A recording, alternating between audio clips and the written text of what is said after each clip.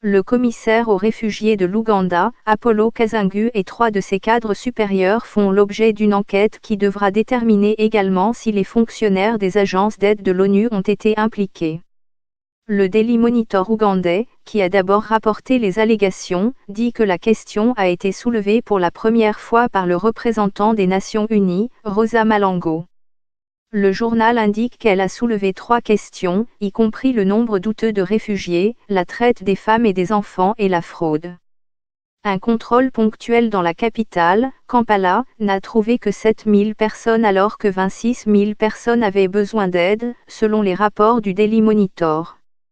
Ce qui suscite certaines questions sur la destination de l'argent et des ressources pour les 19 000 personnes qui manquent.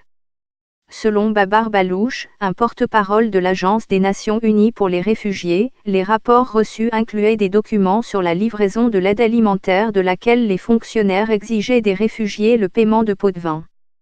S'il s'avère que le personnel du Haut-Commissariat des Nations Unies pour les réfugiés est impliqué dans ce processus, nous disposons d'un mécanisme solide pour situer les responsabilités, a-t-il ajouté. Le ministre ougandais chargé des réfugiés, Hilary Oenek, a pour sa part déclaré qu'un haut-commissaire de police avait été nommé pour mener l'enquête.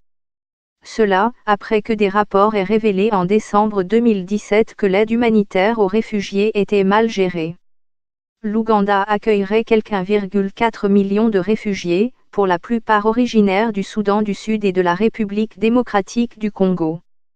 Le pays avait été largement félicité pour ses politiques d'immigration et décrit comme l'un des meilleurs endroits au monde pour se réfugier.